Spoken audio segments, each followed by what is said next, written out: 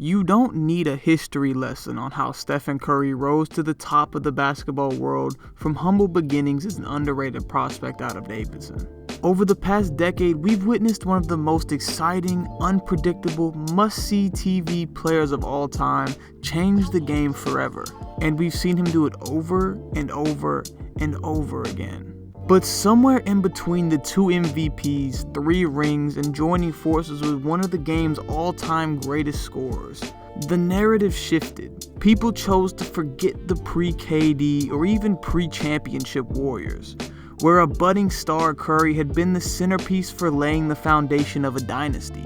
People chose to forget the 2015 NBA Finals, where Stephen averaged 26 points per game, leading Golden State to their first title in 40 years, along with the all-time great season that followed the very next year. Instead, facts dissolved into fiction as the landscape of the NBA shifted. Suddenly, Curry was incapable of carrying a team on his own. After missing a combined 117 games from 2017 to 2020, the basketball world was convinced that at only 32 years old, we had seen the end of Stephen Curry's prime.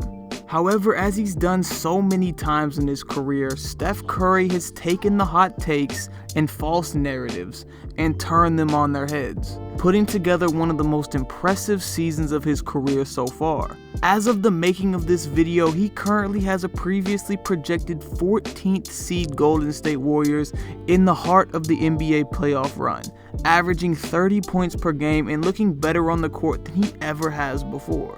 There's no Kevin Durant, no Klay Thompson, just a former league MVP out to prove that not only is he still the best point guard in the game, but he never stopped being one of the best players in the world. To really understand the magnitude of what Curry is doing so far this season, we have to go back and look at what many call the best individual regular season we've ever seen. In 2016, Stephen Curry led Golden State to an NBA record 73 wins, leading the NBA in scoring with over 30 points per game and becoming the first unanimously voted MVP in league history. While we've seen guys average over 30 points before, we've never witnessed it done at such a highly efficient rate. Over the course of the entire season, Curry shot 56% from the field, 45% from 3, and 90% from the free throw line, making him the only player in the 55-45-90 club in NBA history. He led the league in 40 and 50-point performances, and it's worth noting that he was able to put these numbers up without playing in 19 fourth quarters during the year. On the court, Curry was the most aggressive he's ever been in his career, shooting 20 shots per game, looking to attack the switch and pick and roll situations, getting out on the break in transition, and relocating without the ball with ease. This combination led to a relentless attack on the defense, one that caused many teams to fold against the Warriors, resulting in a legendary season-long performance. This brings us to present day, where we may be witnessing Steph performing at an even higher level this season. Unlike the 73-win Warriors, this year's Golden State roster is severely lacking in depth and other high-level players. With Klay Thompson going down with the Achilles injury prior to the start of the season, Curry has been forced to carry the load offensively, more so than ever before.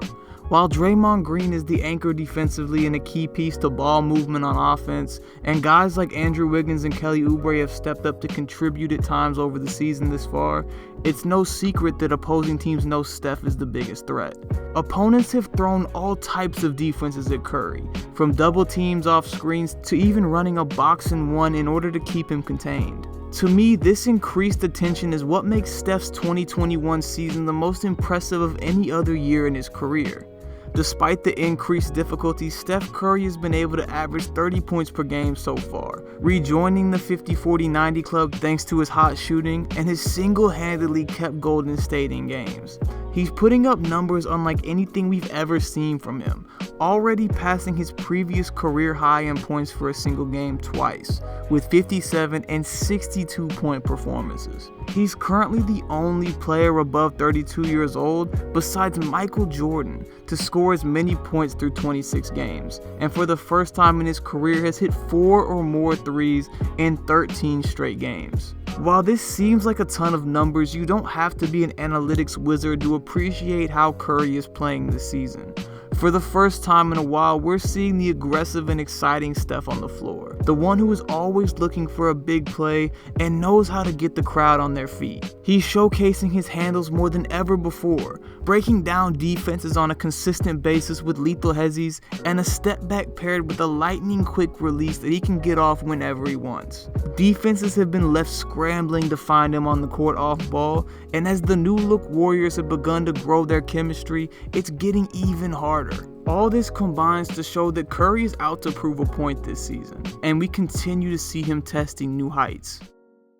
With Steph playing at such a high level, one that's on par with his unanimous MVP season, the question becomes, what would it take for Curry to win his third MVP award?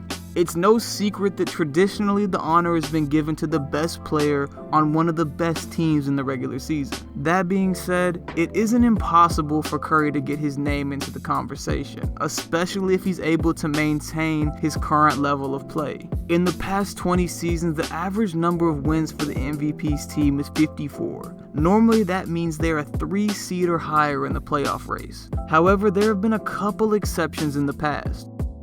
Most recently, Russell Westbrook had the fewest wins for a player that won MVP in over 30 years with 46. Prior to that, only one person in the modern era of basketball has won the award with a record that was under 500. Kareem Abdul-Jabbar took home the trophy in 1976, leading a team that finished with only 40 total wins. It's safe to say that there's little to no chance that Curry would be able to get even close to the award with a losing record, but if he can somehow carry Golden State to a 40-win season in a shortened year, then his play could possibly be enough to earn him a seat at the table. If the award is truly given to the most valuable piece of a team, and not just the best player on the best team, then Curry by definition should be the frontrunner. Remove him from the equation and Golden State instantly finds itself competing for a lottery spot. His impact with the ball in his hands and the way his very presence on the court opens up opportunities for his teammates is reason enough to have Steph at the top of MVP conversations this season, and the reason I believe he's the league's best player so far. Regardless of where you stand on Stephen Curry's place amongst the NBA's best, we can all agree that it's great to see him back on the court at full strength, putting on a show every single night. His return has led to an increased buzz in the game that has been missing over the past couple seasons, leading to a rise in national TV ratings when the Warriors are featured, and currently being the lead vote getter amongst guards in this year's All-Star voting, with over 4 million and counting. As the season goes on, I hope we can continue to see Curry put on these incredible performances and appreciate the way he's contributing to the Warriors' unexpected success this far. But just like the narrative had changed before the season, it's time for the narrative to change again. Stephen Curry isn't just the best shooter ever. He's more than that. He's making the case as one of the best point guards of all time, and currently showing why he deserves to be called one of the best players in the NBA today. Instead of endlessly debating how he stacks up against the past or present greats, I think the best thing we can do is sit back, tune in, and let his game speak. What's going on, y'all? I want to thank you for watching this video. Thank you so much for constantly supporting my channel. Don't forget to leave feedback in the comment section below, drop a like, and subscribe if you enjoyed the content. As a lot of you know, Stephen Curry is one of my favorite players in the NBA, and I'm really interested to hear what you have to say about how his season's going so far, and if you think he can win a third MVP / win another ring before his career is over. I've got some really cool partnerships and opportunities coming up in the next year that I can't wait to pursue and share with you guys, but until then, stay tuned. That being said, connect with me on social media. The links will be in the description below. Until next time, this has been Trice. God bless.